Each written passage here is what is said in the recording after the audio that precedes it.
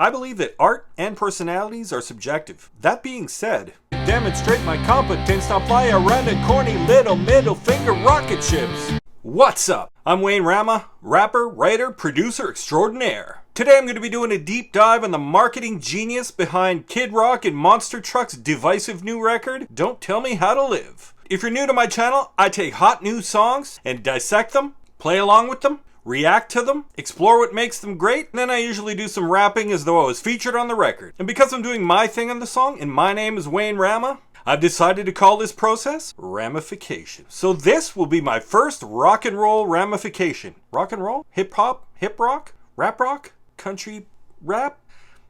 And as I've mentioned, I spent the last year or two perfecting my craft, writing and producing my own music, and finally getting serious about social media and promotions so that I can share my gift with the world. But I'm still a music lover, so this is another great opportunity to catch up on some cool new music that's not mine. My rock star bro turned me on to Monster Truck. They're a cool band from Canada with a classic rock sound and some really awesome tunes with some really cool riffs. And as I'm sure you know, Kid Rock is a rap, rockin' country bumpkin, a rap rock redneck singer-songwriter from Detroit who had a couple of chart-topping toe tappers at the turn of the century. Alright, I'm starting to get excited. Without further ado, let's get into it. Those TVs stacked up in that window, what does that remind me of? Wait a minute. Welcome to the jungle video. This brings back awesome childhood memories. Hold on, is that a homeless Slash? Ha ha! I never noticed that. Ha ha! That's awesome. I must have watched this video 1,000 times and I never even noticed that. But did you notice the oh my god in the beginning of the song? Either way, back to Kid Rock and Monster Truck. Boom! Fuck all you. Now that's a polarizing introduction. For me, I don't like to insult the people who enjoy my music, but that's just me. And clearly, I'm not Kid Rock. But I do see a lot of artists making this mistake, and in the process, inadvertently roasting their own people. For me, music is meant to make life better, provide joy, and to help people escape the day-to-day meh. But again, that's just me. And to be honest, I kinda have a getting people to push the play button problem, so... Okay, I'm not really sure what Kid Rock's been up to for the last 20 years or so, but I'm becoming more and more convinced that he's a high-paid troll. A little about me. I'm a huge tease. Ever since I was a kid, I always enjoyed getting that emotional reaction out of people, followed by the inevitable relieved chuckle when I confess it was all a ruse. I believe it's the reason I can profoundly relate to comedians. The feeling of provoking that reaction. Anyways, I think trolling is different. It's like the tease without the confession, or a joke without a punchline. I like to say that those who can, do, and those who can't, criticize. Well, those who can't joke or tease, troll. And I'm not being ironic here with my idiom, because I understand trolling, but I don't want to be a troll. But again, that doesn't mean that Kid Rock feels that way. In fact, I would say it's safe to speculate that Kid Rock is in the business of trolling to promote his music and make a lot of money. But anyways, back to the song. Wait, what does that trophy say? Most likely to not give a f. Okay, that's the difference. He really seems to hate his hater. For me, it's different because I really don't care about haters or trolls. I feel like everyone has a right to their opinion, whether you're Kid Rock, The Rock, or that kid rocking that trophy. But just because I DGAF about the opinions of others, doesn't mean I hate them. Okay, I like the line where he's talking about not being the smartest, but hitting the hardest. I felt that. But it kind of goes back to what I was saying about this ridiculous war with the people he doesn't agree with. Music is my passion, and while it doesn't seem like work, I work really hard on my records. And I'm definitely not the sharpest tool in the shed, but I'll smash a fucking hole in anything because I have a great work ethic and I'll keep hammering away until I'm happy. And that's the key, until I'm happy. At that point, it's beyond what other people think because I'm satisfied with it. I don't know.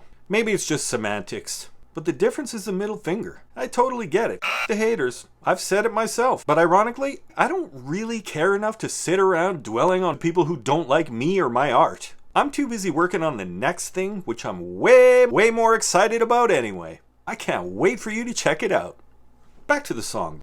So what the f***'s up with the backlash? See? I knew it. He expected a backlash when he wrote that line. I'm thinking this is half troll, half publicity stunt. It's one of the oldest tricks in the book. To expand on a point I made earlier, as a hit songwriter who's finally just starting out, I'd say my number one problem is getting people to push that play button. And one really effective way to do that is to be polarizing. The theory here is that most people don't really care about things that are okay, but something that's really great or really bad, now that's interesting. In fact, by the time most people see this, I will more than likely have to have written, said, or done something polarizing or controversial to attract that attention. From Elvis Presley to the Beatles to Kanye West. For better or worse, that's just the way the game is played. Personally, I don't want to sit around and think of ways to alienate people. I want to provide awesome music for people to augment their moods and create happiness. But that's not the way the world works. So, alright, I'm grabbing the guitar. Alright, what are they doing here?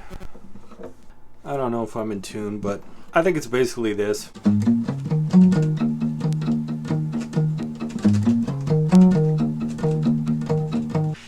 The hook, it's like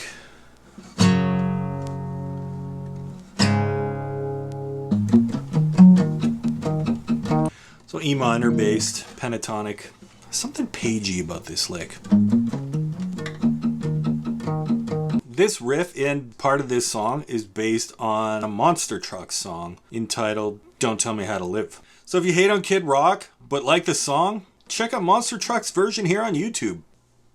Okay, another angle to consider. The irony of the originator or early adopter coming off like a clone or a cliche and occasionally venturing into self-parody or caricature. I'll use Quentin Tarantino and the heist/gangster genre as an example. Now, like Kid Rock, Tarantino was far from inventing the wheel in his lane, but with close to 20 million album sales for Kid Rock and over 200 million in box office receipts for Quentin Tarantino, I'd argue that they went a long way to popularize their styles. Now, Tarantino films were extremely influential and spawned a shitload of copycats. See, everyone copied his formula, and even though it was essentially his style people were biting, audiences began to grow bored of the same old shit. The irony here is that when genius pops off, everyone rushes in, tries to imitate it, which eventually leads to watered down mediocrity. When this happens, it is extremely difficult to keep on keeping on doing the same thing at a high level. So now at this point, consciously or not, Tarantino was faced with a conundrum. Reinvent himself or keep on keeping on with the same old same old? In this case, Tarantino was willing and able to grow and evolve in order to unwittingly become a parody or pastiche of himself. So switching up your style is one option, but what if what you're doing is more tied in with who you are as a person? Case in point, Kid Rock. Don't get me wrong, in some ways, I can appreciate that Kid Rock is staying true to his roots and not changing to suit more modern style. To be honest, this video was pretty tacky, but I think it would be worse if Kid Rock was trying to squeeze into a more modern, progressive narrative. Besides, history shows that artists can and should execute their vision despite criticism, whether warranted or not. For example, the fine art term Impressionism was made up by an art critic who was trying to criticize Claude Monet's work. He called the painting an impression because he argued that it looked incomplete and that Monet demonstrated poor technique. Pablo Picasso was also severely criticized by critics, including Carl Jung. Again, I am not comparing Kid Rock to the masters of fine art. I'm just pointing out a few instances where staying the course despite criticism has worked really well for creative people. For me, Kid Rock walks a fine line between being authentic and being a caricature of himself. I would say he's a cocky, flashy redneck who wears his heart on his sleeve and doesn't give a f***, and he's been like that since the start. So props to Kid Rock for staying true to what he does and who he is. And for what it's worth, I think his cowboy record still stands up. I even reference it in my Luka Doncic song, Rookie of the Year. I'm a king chasing gold like LeBron James. This kid rocks. I'm a cowboy, John Wayne. But that's cowboy, and this is Don't Tell Me How to Live. And a good artist doesn't make a good man. I'm reminded of a quote by legendary guitarist Steve Van Zandt from the E Street Band, speaking on the late music producer Phil Spector, talking about how Spector was the ultimate example of the art being better than the artist. Now don't get it twisted, I'm also not trying to compare Kid Rock to Phil Spector, but as a fellow multi-instrumental musician, I've got to give Kid Rock his dues talent-wise. And as I said, the cowboy record was innovative and still holds up. I also think Kid Rock is a troll and Phil Spector was an actual monster. And that's a huge difference. But my main point is that good artists and good art are not necessarily synonymous. I've definitely struggled with moral dilemmas of this type. I can think of too many examples of alleged and convicted murderers, rapists, abusers, and racists who have produced art that makes me happy. Finding out someone whose work you really enjoy is a piece of shit can be really conflicting. Should I not watch movies with douchebag actors directed by predators? Or listen to songs by abusive monsters produced by psychopathic monsters? For me, it's a complex equation that involves the level of evil in question and the level of joy that I get from the person's work. But that's just me. At the end of the day, it's up to you, my friend. And whether you boycott based on values, or you separate the art from the artist, that's your prerogative. And who am I to judge anyway? I believe that art and personalities are subjective. That being said, the line about if you don't dissent, see number 2, I'm assuming that's gun talk? It's a double negative. Doesn't make sense, and it's really bad. But I do kind of like the line about ripping more lines than a 10-pound bass. That caused me to chuckle. And legitimately for once. I don't profess to be an expert on Kid Rock, but from what I can tell, this backlash seems either political or like a knee-jerk reaction to a troll. The video's really corny, and Kid Rock honestly doesn't seem to move forward artistically 1 inch in the past 20 years. But beyond that, there's plenty of corny videos that people enjoy. And moving past this, I already mentioned my disdain for trolling and my low opinion of trolls previously, so I will say this. I kind of see music, film, and even sports as being a departure from things like politics. But now it seems to have invaded those arenas as well, from both the left and the right. As a songwriter, I try and stay away from being caught up in all that stuff. As a person, I really don't give a shit about politics. I'm a creative, so it's just not my lane. And as a music lover, I don't listen to music to hear about artists' negative political or socio-economic views on the world. In fact, I listen to music to escape those heavy things. And above all, I believe that creative expression is a means to provide people with joy. So it kinda sucks that this Kid Rock video has made so many people unhappy. And possibly worse, that this hate seems to be a direct result of two trolling / dissing your audience and being overtly political and or negative. And that goes for both political parties. Real talk, as someone who doesn't follow or subscribe to politics, I've lost people that I thought were friends due to my lack of enthusiasm for their side. And I'm beginning to believe that both sides are developing an unhealthy disdain for those around them. Like you, I have my core beliefs and values. But as long as someone's a decent person and isn't hurting anyone, I don't really care about their affiliations, skin color, age, sex, or orientation. And more, I'm beginning to realize that this isn't a popular opinion. And I don't think that's doing anything good for our society. Okay, I feel like this video is going in a negative direction, so I'm gonna leave it at that. Alright, it's that time! So if you're mad at Kid Rock, I've got some great news for you. I'm about to eat him alive on his own record. As usual, I've written and recorded a tasty little loop in Logic, and now I'm gonna rap on it. No respect for the disrespectful! I've pre-written a few bars, as I just wrote these bars 2 minutes ago, and I am not taking the time to memorize them. I'm going to be looking this way, and not at you. But as always, you're still in my heart. Here we go. Win Rama. Monster Truck. Love me, hate me, baby, I don't really give a what.